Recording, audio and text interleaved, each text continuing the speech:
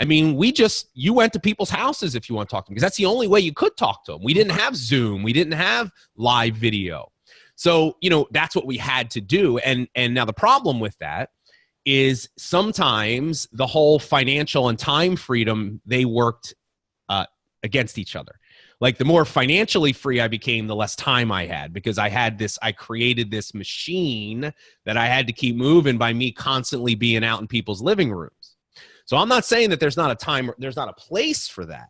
But I just think if you're not embracing technology and video technology as a way for you to scale yourself and leverage your time, then what's going to happen is you're either going to have people come into your team that want to do that, and if you're not allowing them or teaching them, they're going to leave and find someone else's team that is. Because the millennials and the people of today, they don't want to have to go sit with people face to face. And if that's the only way you're teaching them to build the business, you're going to lose them. You don't want to lose them, because this is how we continue to grow our team. So our challenge as a leader is to be able to teach people the value of face-to-face and live interactions, and teach them the value of being able to get belly to belly with someone, because there's never any substitution for that, right? But also give them the flexibility and allow them to leverage and tap into the technologies that we have today. The bottom line is this: you're going to be able to reach far more people and impact far more people leveraging technology than you will just your physical being sitting in front of someone. That's not scalable. So I think what we have to find is we've got to make sure that part of our system is at some point teaching people the value of face-to-face and giving them the different options of how they can do that. So social media is on the front end. It's creating the leads and generating the opportunities to then transition into the high touch part of the equation, which can be done in any number of ways. If I'm building a local team, I want to try to get in front of them as much as I can, because I know that that's going to never substitute me building relationships. But if I'm building an out-of-market team, well, guess what? I'm going to leverage technology. Or if I have somebody I'm working with that has a really difficult schedule and we're not able to physically get together, I'm not going to wait for that to happen. I'm going to make it happen through something like Zoom.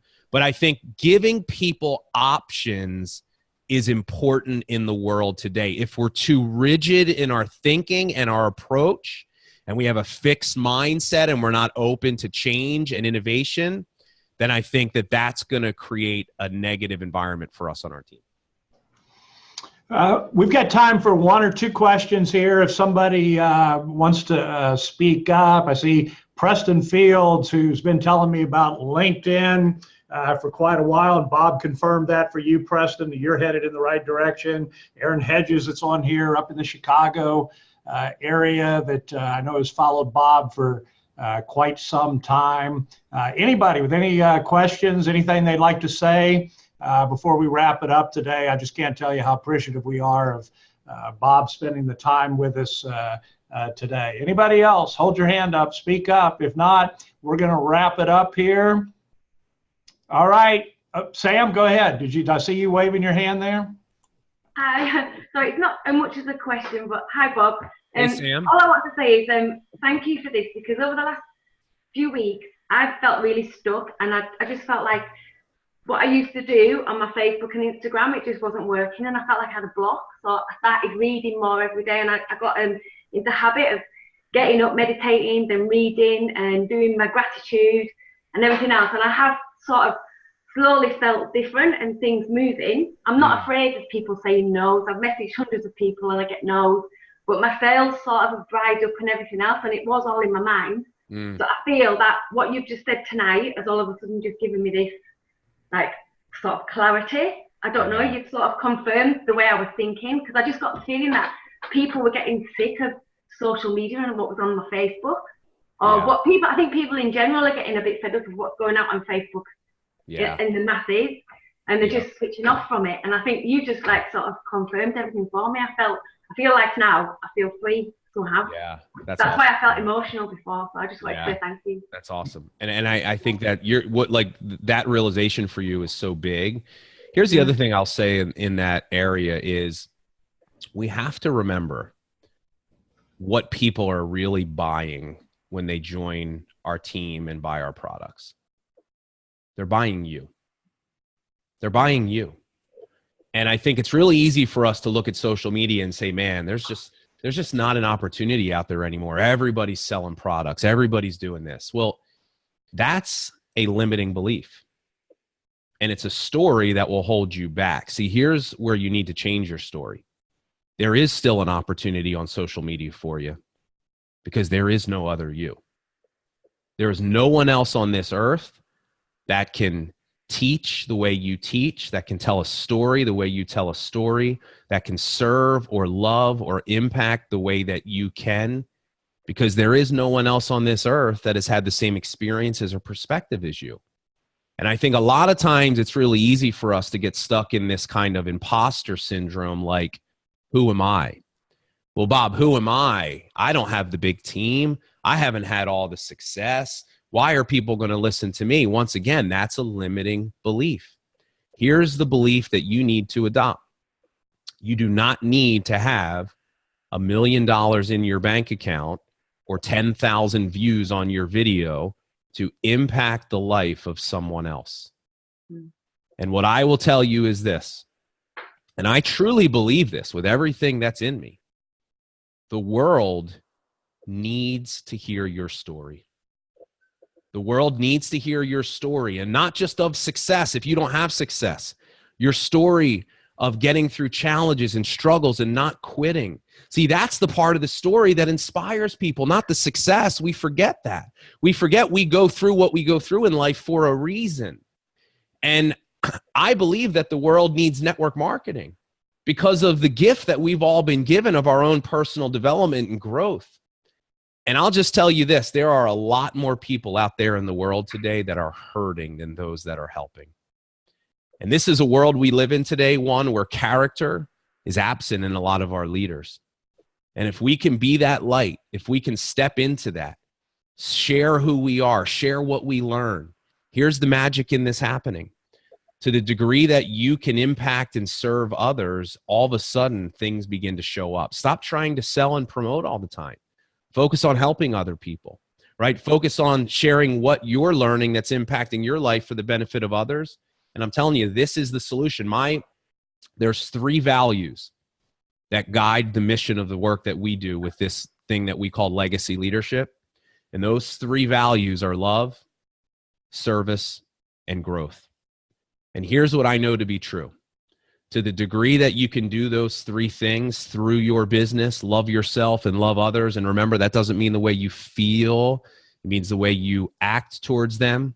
If you can have a servant mindset, if you can be a servant leader instead of a self-serving leader, you will grow yourself, you will grow your business, you will change your life. Now notice the order I put those in.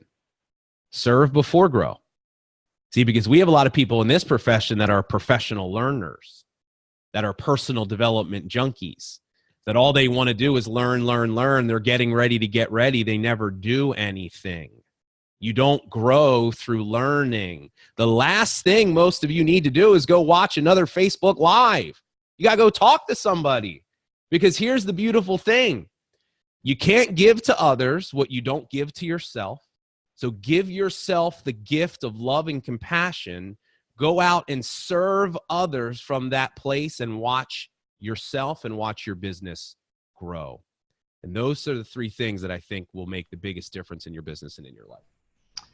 Hey, with that, Carl, I'm going to let Carl, who we all should thank for inviting Bob onto the Zoom today, and someone that's followed Bob for quite a while. Carl, I'm going to let you wrap it up today, and I want to send my personal thank you for getting Bob on here. Truly life-changing. I'm going to finish before I turn it over to you with one quote that I read on one of Bob's pages. He said, "The moment I stopped focusing on how much money I can make and started focusing on how many people I can help, it changed everything." And I don't know if there's any more powerful statement with our business today. So Carl, I'm gonna have you wrap it up here. If you can unmute there. There you go. Yep. I'm unmuted. Gary, thank you so much. And I just want to say massive thanks to you, Bob. And you know what? It's absolutely crazy that I don't comment much on your lives that you do, on your Facebook lives that you do, and your page, but your podcast.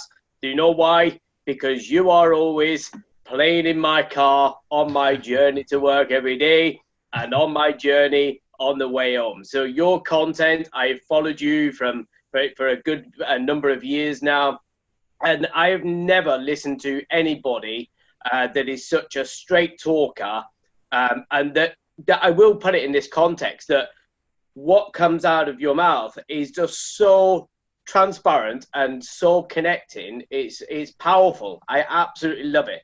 There's no jargon, no mixed, conjugal messages of what's this guy going on about, like some trainers out there. So Bob, honestly, from me, on behalf of the whole team, I just personally want to thank you, and I'm about to hit that live stream and get out there and go and get that as soon as we get off this.